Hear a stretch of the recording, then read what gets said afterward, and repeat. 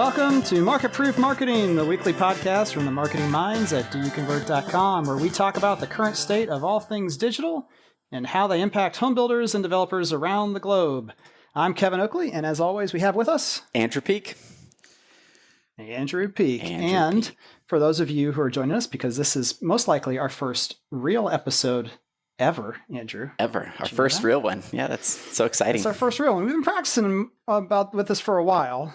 It's not as easy as you would imagine, technically speaking. Andrew and I talking to each other, that's pretty easy. But on every episode, we will begin with what we have chosen to call Story Time with Andrew. Story Time Something with that's Andrew. happened in the past week that's got him thinking about how whatever it is that happened applies to home builders and developers and all the marketers that are trying to get those homes sold for them. So what do you got for us this week, Andrew? I got a fun one. This one actually inspired me to make an Instagram post. So if you could find the timeline where I talk about this, you could actually see when this story happened. You were feeling saucy. It got me going.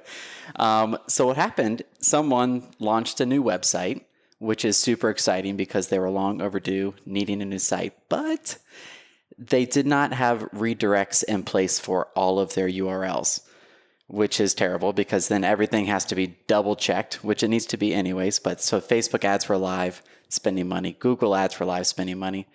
And the worst part was it just wasn't done, and it should have been done. It was halfway done. The community pages were done, but these sub-market pages, which is where most of the advertising was not updated. So everyone was being redirected to just the main homepage. It was crazy. It really got me going. I know. It's terrible. It is terrible. Yeah, I mean, new websites are exciting, just like new homes. And it seems like redirects, and we'll talk about it a little bit more about what they are and why you need them, functionally what they do. But, I mean, you're all teed up, right, for a new website. And just like a new house, it's kind of like the landscaping. It's something that, if you bought a new house yourself, you know that you pick out your countertops and all the fun stuff on the inside of the house. And then when you get around to your landscaping, you're like, oh yeah, we do have to have that, don't we? And you never typically have money set aside for the extra trees and shrubs that you'd like to get the look that you want. It seems like redirects are like that for websites. That and they are, ironically, calls to action. Are two of the things that we often see on website launches where it's honestly it's a toss of a coin whether it's going to be done at all. Yeah, it's an afterthought for some reason. Mm-hmm. Yeah, and they're so important, even more so because you have the page on your website, and if it's been there for years and years and years, Google has indexed the site, meaning they know where it is on your site and they have it in their database, and it's ranking. So if you have a page ranking for, say, new homes, Raleigh, North Carolina, very valuable. You could probably spend $1,500 just on those types of keywords per month with Google AdWords. But if you're ranking organically, you're not paying for those clicks.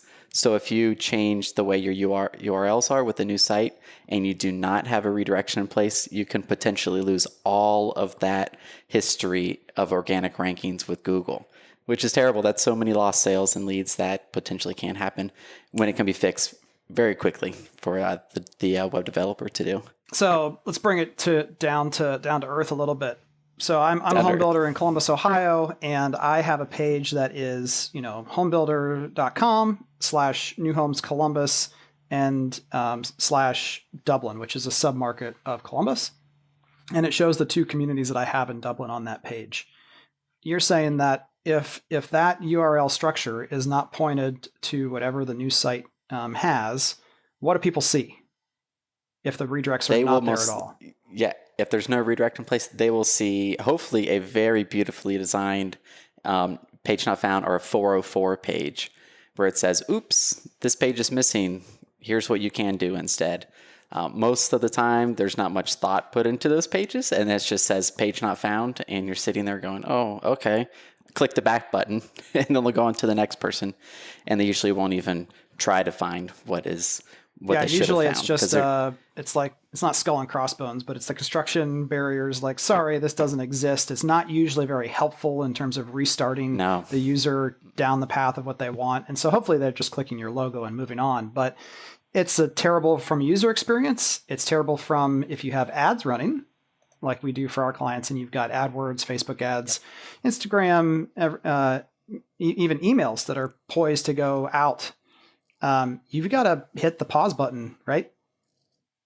Yeah, hit the pause button or have a plan in place Yeah. beforehand before anything goes. Now you're. It's like, now, oh, there's so much money put into new sites, but like it just put a plan in place. Here's the current URLs, and here's where the new ones should be. Yep. So you talked then about the have the redirect 404, set which up. is the error page. There are other kinds of redirects, or there are multiple different types of redirects. What's the number we're looking for in techie speak? Yep. So you want 301, 301. And what that one does is it tells Google and other search engines, this is the new location of the previous page. So it's like a forwarding address. So it's like permanent forwarding address. It's like a forwarding address. That's right. You do it with the post office when you move. Other than losing, you might want to not forward your mail if all you get is junk mail. But what if you have something that should be coming in super important? So that's why you do forward your mail. That's the exact same thing. You're just saying, hey, Google, here's the new location of this old address. And they're like, cool, thanks for telling me. Now I know. And you'll get to keep all your rankings. Awesome. Yeah. So, I mean, yeah, that's bad. The other thing that kind of goes right along with it while we're in the middle of story time on new websites is not putting new homes in the URL structure at all. So if you're going to go through the process of creating a new site and you have the chance to address structural SEO issues that are preventing you from ranking higher, things like not having the words new homes or new home or new communities, the things that we are marketing and selling in the URL structure whatsoever. Yeah.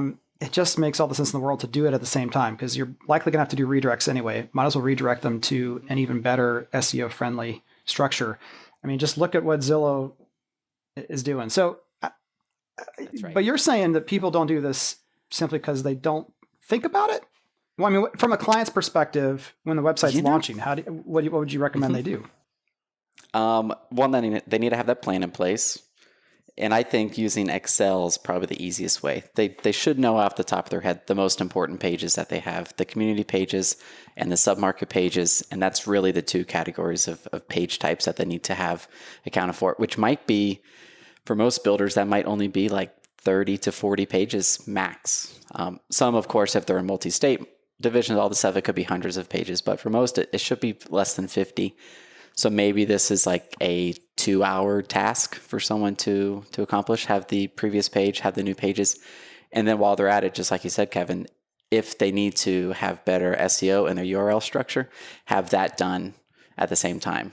Go ahead and enhance the URLs versus just change them to change them. And I get asked this question so often, I finally pulled it, Andrew, and I just made a tool in Excel that lets you put in your website address, your main city or DMA that you do business in, and then your submarkets and your community names. And it spits out what we would recommend as at least a starting point from how you organize that structure. So we'll put a link to that in the show notes as well. All right, story time is over. Get excited for next week because we always are going to have a great news story. But let's move on to the news. Let's fire up the news machine. We're just going to pick a couple articles each week that are breaking and give kind of our opinions because we don't want you getting stuck in just the hype of the headlines. That's right. So what's article number one? What do we got? So we just had the Super Bowl, of course. And so with the Super Bowl, there's always the ad spend, which I believe I read. I think it was like 1 point something billion in ad spend just for the Super Bowl, which just blows my mind. Just enough. So this was an article by Ad Age, and it ranked all of the Super Bowl ads, which is nice because that gives you the top list. So, which is funny because what's really nice is that the ad that I picked won. Really? My favorite. What was your favorite? What was your favorite? Yeah. Alexa loses her voice. That was my favorite too. It was actually entertaining, and it didn't try to be political or too much emotion. It just was, here's the product, and they're focusing on the product, which is what I liked instead of trying to play something. What I found interesting with it was, in my opinion, they picked people to be Alexa's substitute. The premise of the ad is Alexa loses her voice. So they're picking people to replace Alexa. And I thought they picked people that were targeting Gen X and then millennials, like Cardi B, Rebel Wilson. I don't even know who that is. Exactly, honestly. Right? Rebel Wilson. Anthony Hopkins, and he's Dr. Ford in, was it Westworld? And then Gordon Ramsay. So no one that would, say in the 40s, not 40s, but say high 40s, 50s, 60s, 70s, would even know. They're probably watching the commercial like, who are these people? Now, I mean, I think Anthony Hopkins and Gordon are pretty Anthony Hopkins, cross-generational. But his Cardi B show was shown twice. She was twice, yep. And then Anthony Hopkins' show, Westworld, which is only on HBO. See, so I thought he was recognize being him. the creepy guy from Silence of the Lambs. I didn't even get the fact that it was maybe he always plays the series. creepy guy. So he does play a great creepy guy. He is always the creepy guy. He's pocketed in that creepy guy role. But yeah, it was a great commercial. I think they did a great job with it. I didn't want to bring up the worst commercials because they were just terrible. There were some bad ones where I watched them like, what are they even talking about? There were some awful. You know there was something else that kind of hit me when that commercial played, and as I've watched it a couple times since then, just showing other people who might have missed it, it really struck me how much I've come to have like an emotional attachment to Alexa's voice. So obviously I love the idea. I went right over to the Echo that we had and was hoping that they had, speculation was that they might have put one of those voices as like a temporary replacement for Alexa just to be fun. That would be fun. Certain pieces. And I think they missed that opportunity. But, when it wasn't her voice and then her voice came back at the end of the commercial, right? Mm-hmm. It's kind of like, Yeah, and that's kind of a weird thought too. It is a weird thought. I've grown to enjoy even more, definitely more than Siri. I mean, which AI do you prefer? Alexa all day long. And we have an Alexa, the second generation, which sounds great, by the way. The kids, my 2-year-old and 5-year-old, talk to her and play songs. It's funny watching that interaction because sometimes Alexa's like, I'm sorry, I didn't understand you. But they, as children, they're growing up with Alexa, which just blows my mind. And 10 years from now, what will they be doing that is just normal for them, but still, that is so new, Yeah, it's pretty interesting. If you do not have one of these devices yet in your house, don't be like those people who don't have a Facebook account still. Just buy one. They're cheap enough. They're not going to give the FBI, NSA any extra information. If you're worried about that, I always say, what are you worried about anyway? But definitely, it's time to at least use them. Get one for your parents, grandparents. They all love them. All right, what's next? Okay. Google, they are doing more updates as usual. I don't know if you remember, but it was about a year and a half back that Google said that there might be bonus points, I like to call it, for websites that are secure in their rankings. So they're emphasizing, hey, if your site is secure, which means it's HTTPS, there's a certificate that keeps all the information private, supposedly. You get a edge up on the competition. So then everyone rushed out and got it done. They paid their developers to change the way the programming worked to work behind the security certificate. So now they're saying, July of this year, to 2018, that if you are not secure, they will label your site not secure, even though it's technically not secure. Does that make sense? It's like a double negative.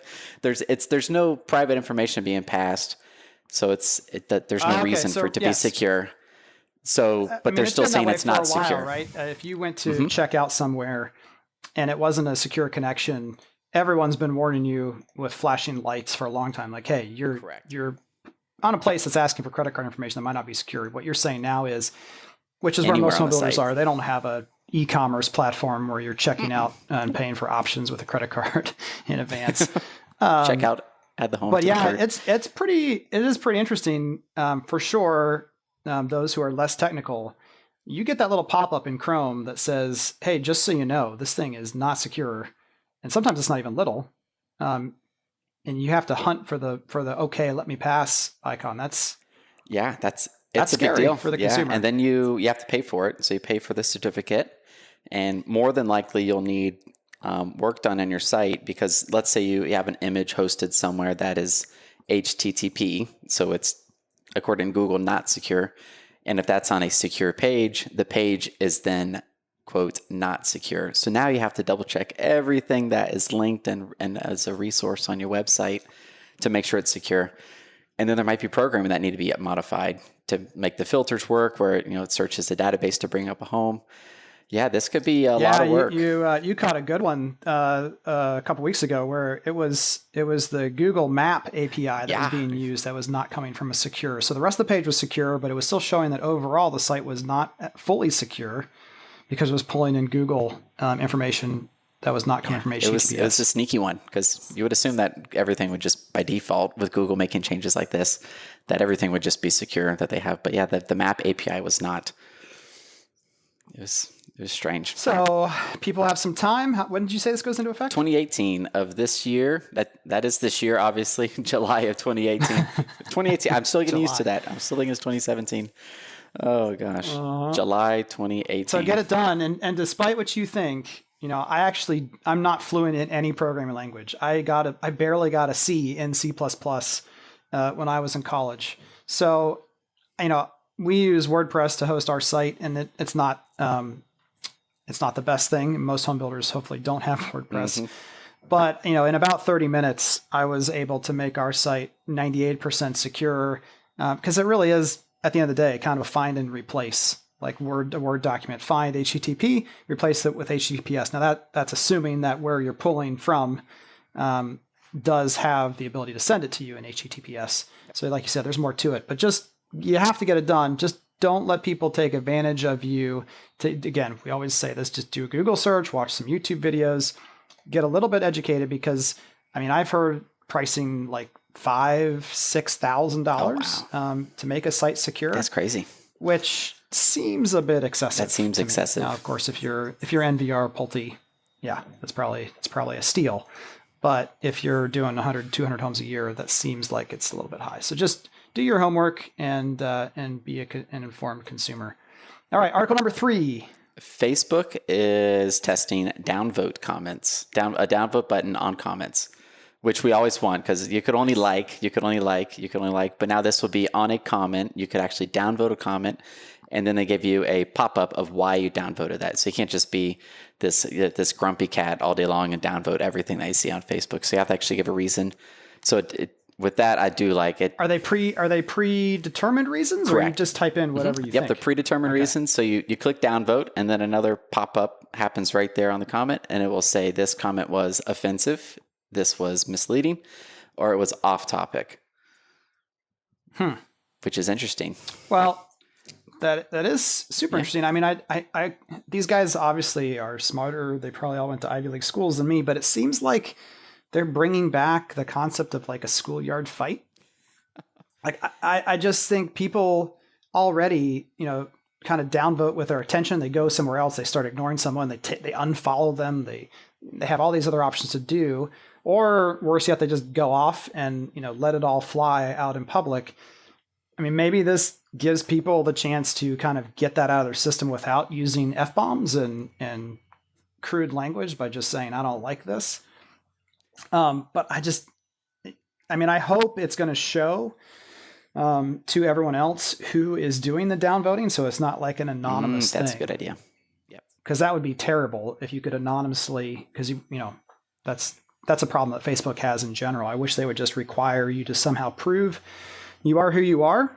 Yep. So that you couldn't have fake accounts. I think that would be awesome. But if you could downvote anonymously, that'd be dangerous too. That would be dangerous. And I'm not sure if they're giving the screenshots I just saw. Again, they're beta testing this, so this was not everywhere. It was just a information article about this.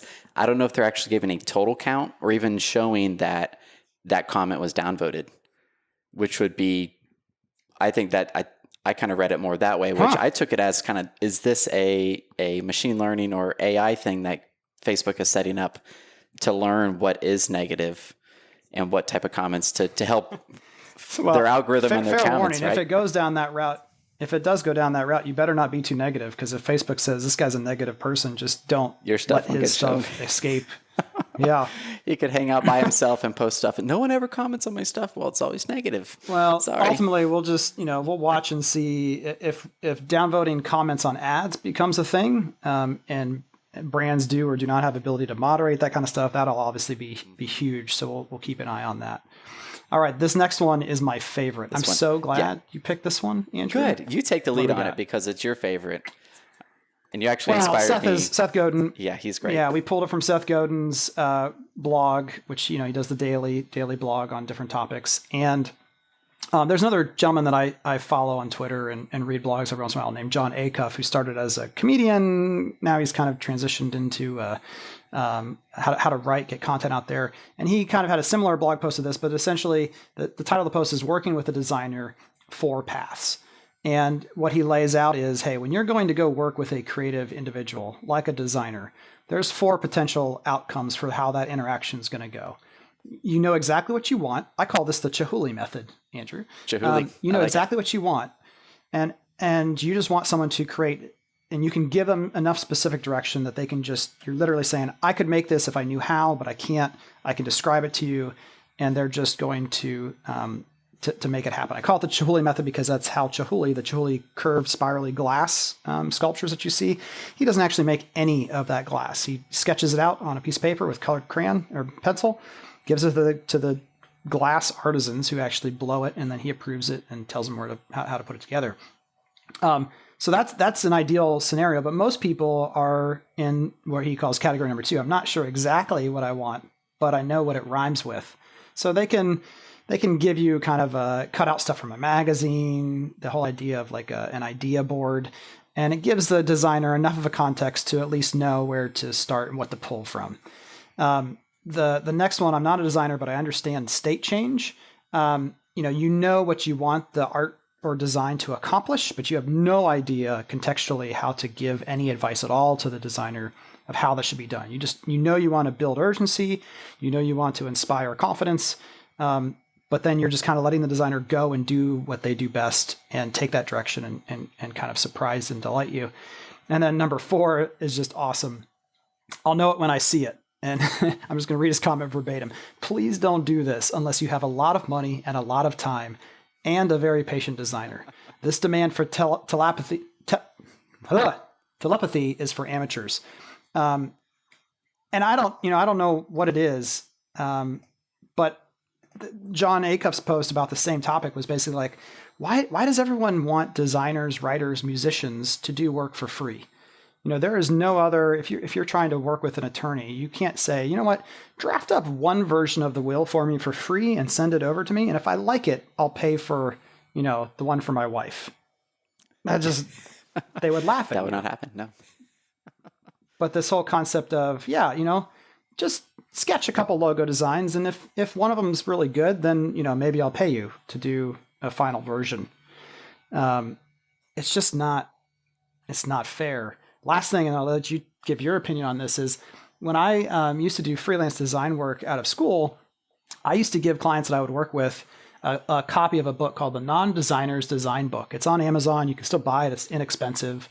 But it's a great little piece that just, it teaches anyone in about 5 to 10 minutes, honestly, if you look at it, some of the language that they need to use, so that when they say, I'll know it when I see it, you can say, nope, that's not going to work as in this relationship. I need you to at least be able to say, the concepts of visual weight, of what white space is, just basic language that designers use to talk about things back and forth, so that at least you can get away from number 4 and Seth's 4 ways to work with designers and get closer to 1, 2, or 3. That's genius. I like that.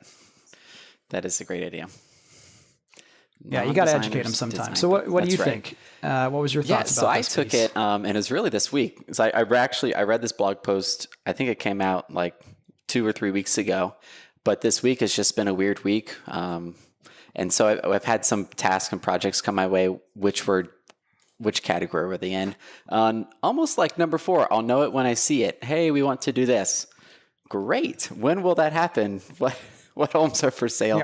Yeah, what community? No context at all. Let's just. Oh my goodness. Pick a fake name. We always stay away. By the way, we will always stay away from using names of individuals and companies and mask all that. Not because we don't want to, but because we know that everyone gets obsessed with that stuff and ignores completely what it is we're actually trying to talk about. So Happy Acres. Happy Acres. I like it. What kind of an email does that look like, or what kind of request? Happy Acres. Hey, this is blah, blah, blah with Happy Acres. We want to do an event. Can you get this started for us? Really? Okay, sweet. Let's do the event. Yeah. So what kind of, let's help everyone become a a better person to interact with in this sense. So what type of information are you missing in that? Where it is. So say what submarket or community, super important. When the event will happen, because usually an event people show up to. They show up to the event. I feel like so smart saying that, but yeah, they need to know where to go and when and what time. So now we got what it is, where it is, and how to get there. And then why should they get there? Like, what is it for? Yeah. Is there savings? Is there cookies and milk with Santa? Is there, why would they show up? So we kind of need those 4 things. Where will it be? Why should they go? And what do they get out of it? And then what the goal is, because that's the other thing is, hey, we can't give any of our own 2 cents if we don't know what the ultimate outcome you want from that event is. Do you just want people to show up there to make it look busy? Which sometimes you do. Yeah. Do you want appointments? Do you want to try to get sales? And then the budget is the other one. I think sometimes people forget that there is, for everything that you want to get more attention to, you've got to pay some money for, generally speaking. So just giving us a sense of how important monetarily is this to you? How much do you want to guarantee success to hit those goals that you have? So that's right. Which that kind of determines where, like, if it's say a very low priority event, as far as like, hey, we have $100 to spend on it, that will limit the amount of creative work that should go into it. My thought, but if this is this is a huge event, multi-community, then we need to get a landing page built. We need to run probably a few different ads. We need to spend, I don't know, $1,000 to $2,000 depending on the submarket size. So all those are really important, and actually coming up with what needs to be done technically on Facebook, and then with landing pages and with the images there's itself. Yeah. Yep. Awesome. Well, that'll do it for the news this week. Let's take a quick break. We'll be right back with the topic discussion for the week, which this time we're going to talk about landing pages, when to use them, how to use them. We'll be right back.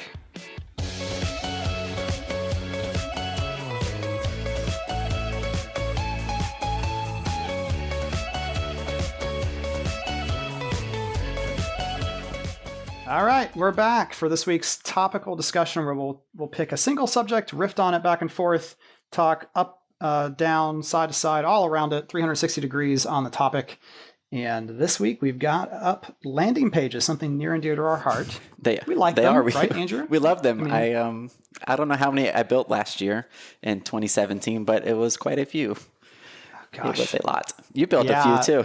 Some that I don't even know qualify. They're more like small websites, not really landing pages.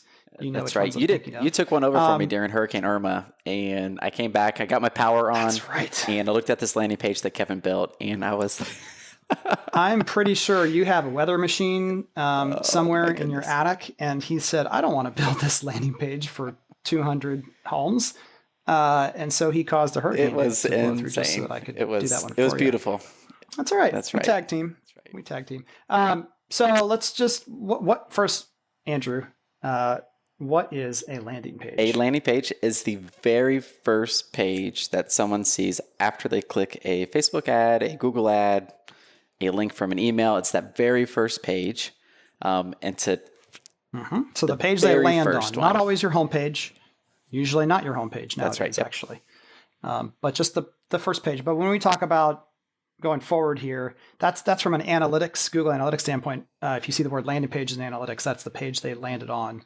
We're talking about something else, which is very specific. How do the landing pages we're going to talk about differ from landing on a page on your main website? They differ because they get stuck at that page, right? So they click the Facebook ad, they go to the page, they land there. So it's a landing page. And then the only option for them to do 99% of the time is to fill out the form, make a phone call, or click the back button and leave and go on to the next competitor.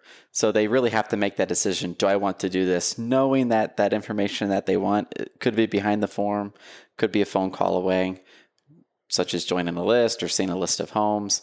It's right there. They have to make that choice, which is why they convert so well, because we're kind of forcing that on them. Like, hey, to get past this gate right here, you need to give us your information. And then they work. You said the key word. I mean, people gate information all the time.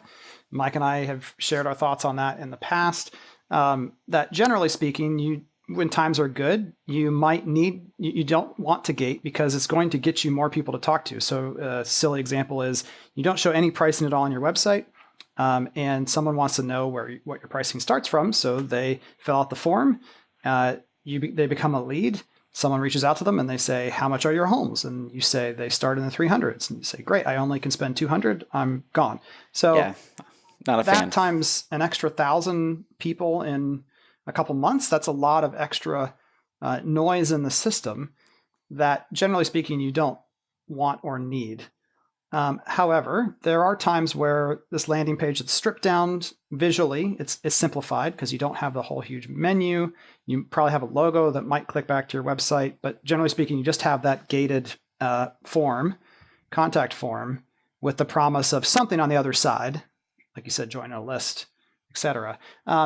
So when do we like to use these? We always like to use them for coming soon communities where they could join a VIP list and they can be on that pre-sale process. It works very, very well. And the expectation, they're not offended mentally going, oh, I really have to give you my information to find out how many homes you have. They expect this like, hey, as soon as we know, you'll know. So you should join the list. And that's how you will find out what is going on. So always on the coming soon. You get on the priority list. You know what's coming. Yeah, so it doesn't feel like you're being a jerk to the consumer because you don't have all the information to give them.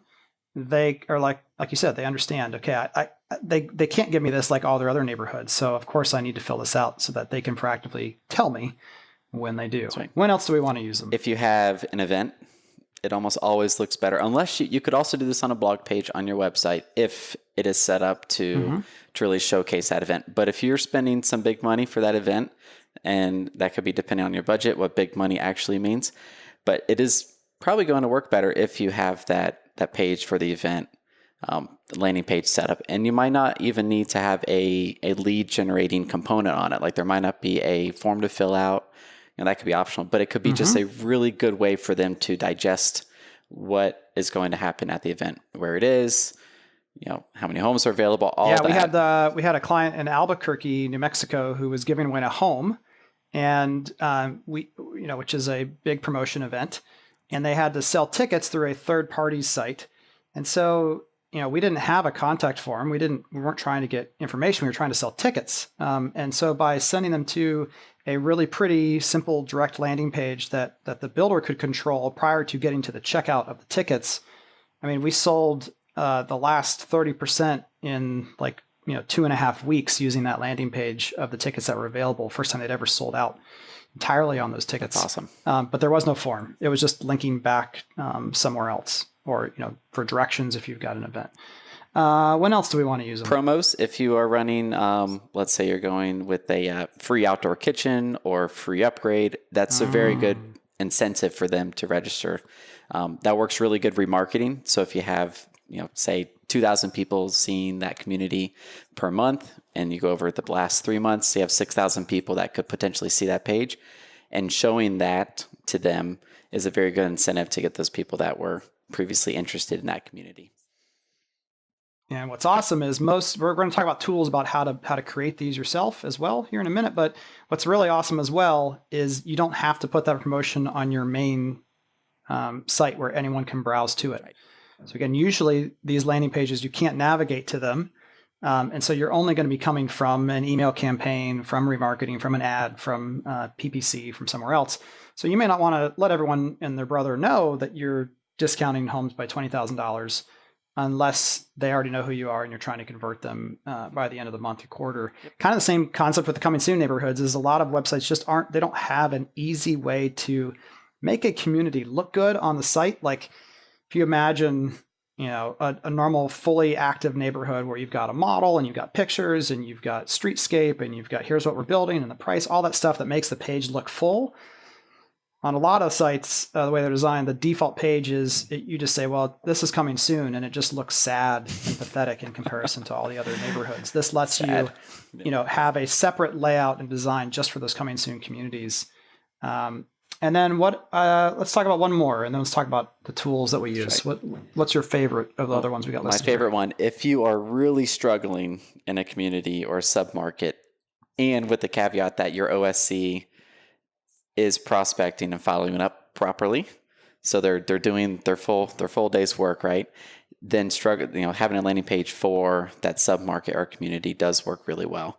And with that, you'll want to gate, you're essentially hiding the list of available homes behind the contact form, but you do show them the prices up front, the price range, not necessarily the price of a single home, but the price range. So that way you do know that the people that are submitting the form have seen that price range, and you're not getting the people that don't have any idea. So they should have that idea, so the prospect is at least qualified in that aspect. Okay, let's talk about percentages on conversions. So Mike just had his article published in Professional Builder magazine, and we've consistently now for many years used the 1.5% as the benchmark you want to strive for. 1.5% of unique visitors that go to your site converting into a lead via phone, email, form completion, text, etc. 1.5% of unique visitors to leads. What kind of percentages are we seeing on landing pages for these kind of uses? Yeah, much higher than 1.5% with the coming soon, because it's such an easy ask for the person just to fill out the form, and it's an easy. Those are typically between like 10 to 20%, depending on the demand for that area and the product being offered, and how well the coming soon community is being sold. And then with the submarkets or communities that are struggling, that is also reflective of the product. So if it's, again, like starter home or homes in the 200s, 300s that are much easier to sell, you'll see a much higher conversion rate. It could be as high as 12, 15%. But if it's a higher priced townhome that's already really been struggling because of just the product standpoint and the price compared to what is selling around it, usually those are down to 4%, which is still much better than 1.5%. It's a different type of lead, of course, than someone who's been on your website for 3 to 5 minutes, but it's still a lot more people for your sales team to talk to. Yes, and that is the pain point. Well, let's talk about the question that we get asked very frequently. People get excited about this, Andrew. They say, well, man, if I can get 10%, 15% conversion, which if you haven't crunched these kind of numbers and you think, well, 1.5 to 10, that doesn't sound, I mean, it's double digits, but it's not, that is orders of magnitude higher than 1.5%. And so we're talking about going from, potentially getting 150 leads a month to, 400 leads a month. And so that's a huge volume change. It is going to require more sifting because we've simplified the messaging on the landing page to be very clear and direct. So the user isn't able to, on their own, spend the extra time looking through 50 pictures in a gallery, because we may only show them 6. We may only have a 3-sentence description, whereas on your website, you might have paragraphs and multiple pages about all these different things for people to browse and get a sense more of who you are. So they don't know as much often. I mean, all they really know is about what they saw in the ad and what's on the landing page, which is significantly less than your whole site. That's right. So that means someone's got to do a lot more work on nurturing, follow-up, education. And that's where we go to say, well, hold on here, because what people, again, they get excited and they say, well, let's use this on everywhere. Everything. Like, we don't even need a website anymore. We'll have a website, of course, for organic traffic, but why don't we send all of our paid advertising to a page like this? Yeah. And if you have, we talked last week about AI and chatbots and all that. If you have those tools set up, or you have a team of 7 OSCs, by all means, continue to do that. But in general, we have to find this balancing point of quantity and quality, and landing pages are no different. So, Andrew, question: if we are getting too many leads from a landing page, but again, Happy Acres. Happy Acres has 5 leads and we need it to get 20. So we build a landing page temporarily to try to figure out how we can fix the website. That's the other thing, is we're always using landing pages to prototype and figure out how can we make the website itself work better. But let's say instead of the 20, we get 100. What do we do? How do we kind of ratchet that down? You have a party. You have a no. You don't do that. you that's way too many, right? Because there's no way. Like, if you think about it, is there really that many more people that are able to buy in that area with the time frame? Like, it's almost too much, because it's not possible. So the first thing I would recommend that you do is make sure that all the fields are required on the form. So sometimes What the fields phone are we talking about? You have first name, last name. That's of course a given. Email. So those are the two always required. Next would be phone number. That one is usually optional. So if you make that required, then that's someone who is more serious because they know and they're more willing to have a conversation on the phone because they know they're going to have that anyways because they're looking to buy a home. If they don't give the phone number, then in their mind they're like, well, I'm not really ready yet. So they'll withhold that information if they can. So the conversion rate would likely drop if you require the phone number, which will drop the lead count. And then after that, you can try to add in there like a price filter. What is the price you're looking for in a home? And then possibly also location or other features about the home that would any additional question that you ask there is going to lower conversion. We talked about that before on Facebook lead ads. Same thing applies there. Anytime you're asking for just a little bit more, it's going to drop, and it'll drop pretty severely. I mean, we've done this where it's gone down from a 14% conversion to a 7 or a 6 by adding in one additional question. Yep, that's a big one. You're essentially just qualifying. Yep, you're just qualifying people through the form. Try to filter out who you're not looking for. Yep. Just do us all a favor and make sure that you're keeping everyone in the loop. So don't turn these things on without, of course, your online sales team, inside sales team, regular sales team having an idea that this is going to happen. Because, if even phone call wise, if you go from getting 20 calls a week to 35, that feels like a lot when you're used to 20. That extra 15 feels like it's astronomically more to take care of. So again, they have special powers, but they are a means to an end, not a replacement of your website for sure. In fact, the one thing that we see people not understand is they'll say, well, I'll just do this for my new community so I don't have to put it on my website. And that's a mistake because, again, most of the time you can choose to have these be a no follow. So search engines are not picking them up. So the example I'm looking here for a builder in Eastern PA that we work with, new community coming soon to Coopersburg on the landing page that we built. But 60% or more of the traffic coming to their site is going to come from organic traffic. And so you still have to have that on your site somewhere.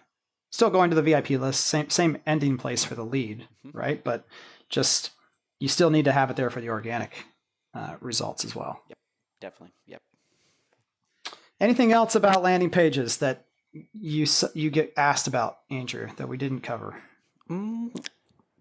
Sales process. Should the sales process be different for those leads than from the website, given that there will be a lot more of them and they're different? So I guess sales process, and then this one, it's not a question, but they should be counted separately for the OSC. So you don't want to have like month 1, they have a really great lead to appointment rate, and the next month that number just drops off the cliff and it looks like they have no idea what they're doing anymore. Yeah. You need to separate I like to those. call these contacts as opposed to leads. We're getting contact information, but until they show a sign of life, and that could be clicking on a link in an email that then your CRM notifies you, like Lasso does, if, hey, this person's back on the site, or keeping track of that in the CRM. So if they're opening up emails that you're sending, including links, which is why you always want to include links in every email of some kind, you want to put a link in there to be able to track that.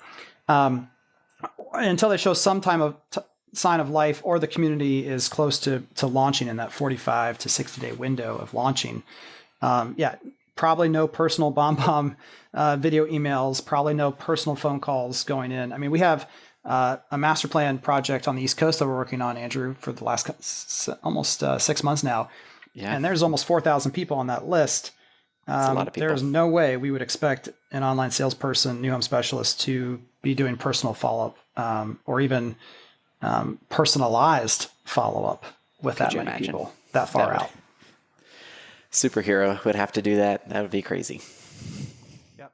Okay, tools, and then let's wrap this up. So, what is our favorite tool? If first of all, you could do this on your own website if you know how, or if your developer has landing page templates that you can adjust. That would be awesome to have a turnkey solution there. But if you don't, how else can people do this, Andrew?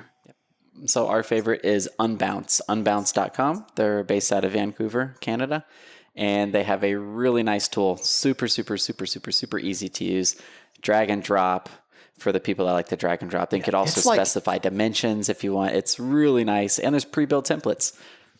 Yeah, I mean, there are pre-built templates. You can import templates. If you have a home builder friend who uses Unbounce as well, you can share templates between you to make things easier. You can easily swap out logos and colors.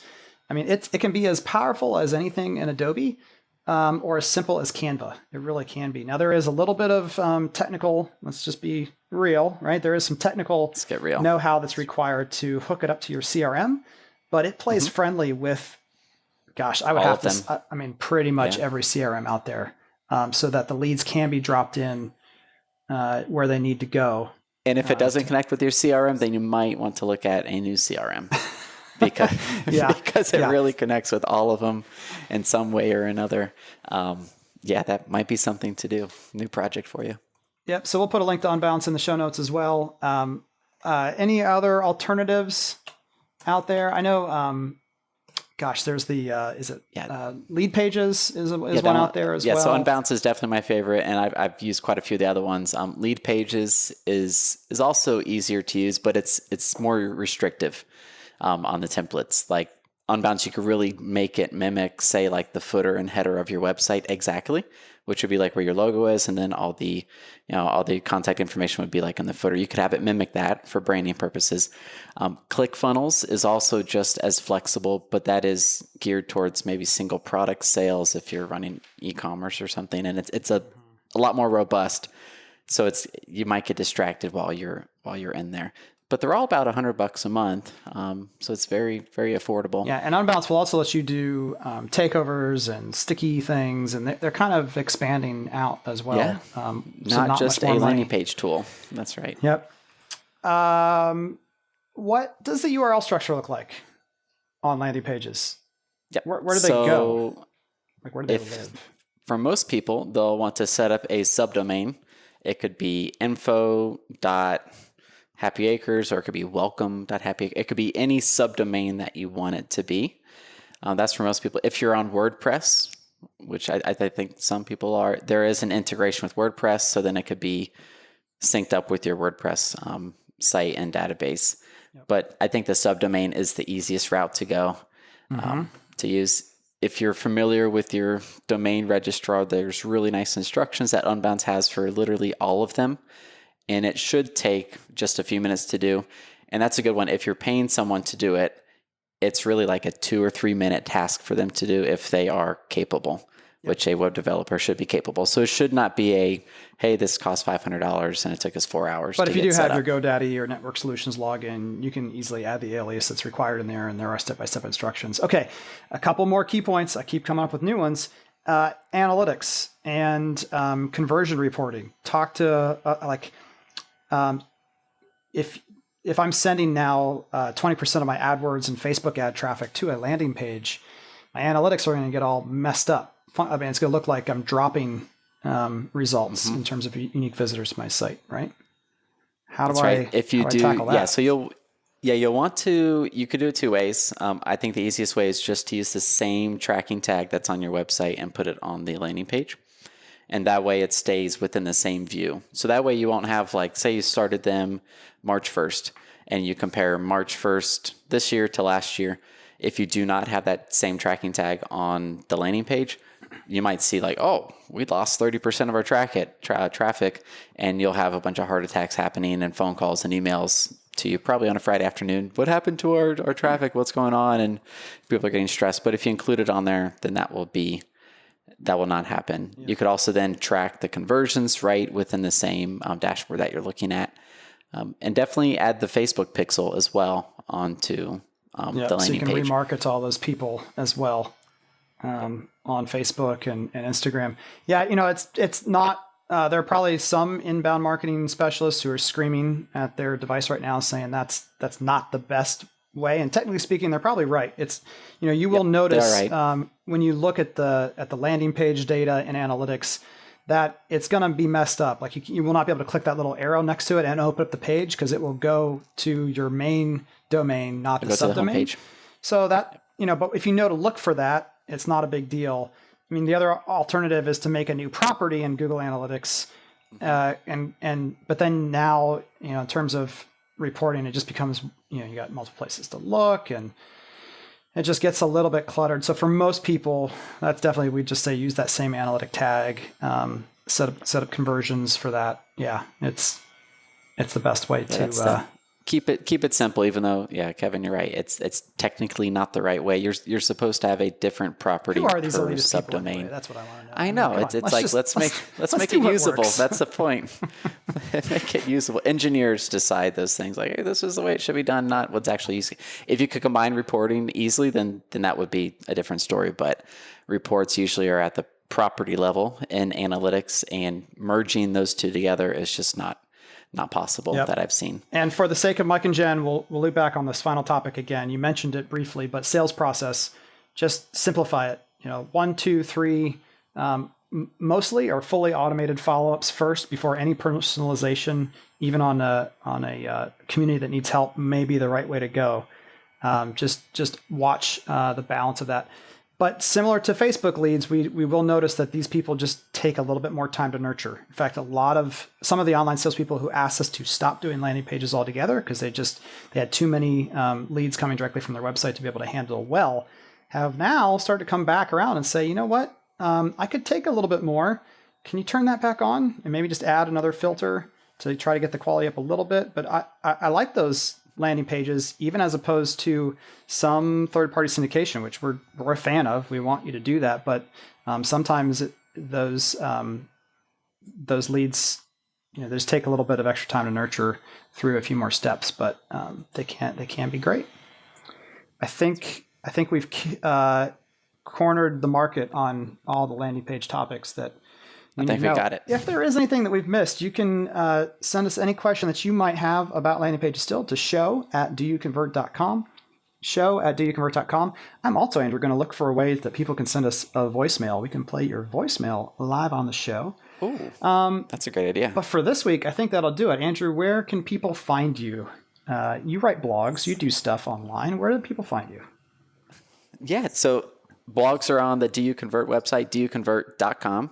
And usually I'll share those on my Instagram, which is Andrew Peak DYC, as well as my Facebook, which is also, you could just find me Andrew Peak, or Andrew Peak DYC is my URL on the Facebook.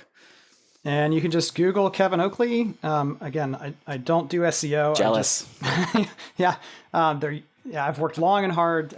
Most of the time, you should just be able to Google Kevin Oakley. Of course, visit doyouconvert.com. There you'll see all of the social links there. And LinkedIn, Andrew, what's going on there? We're done LinkedIn, officially with the podcast, but I've noticed that LinkedIn has come alive, and I don't know what exactly has changed, but I'll throw content out there like I always have, and it just it's just consistent.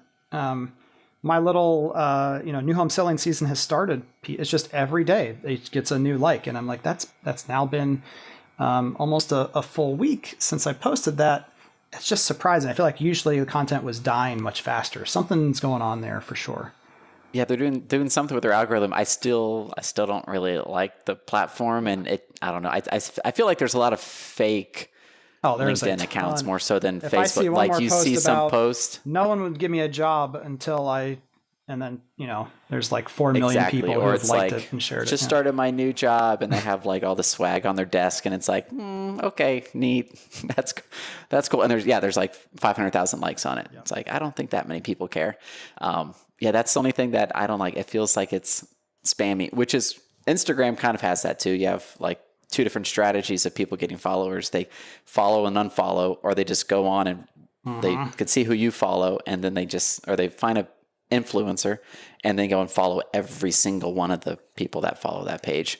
Well, it's like, why is this random person following me? It's crazy. Bonus time on the Market Proof Marketing Podcast, brought to you by LinkedIn. Go check it out. Have a great week. We'll see you later.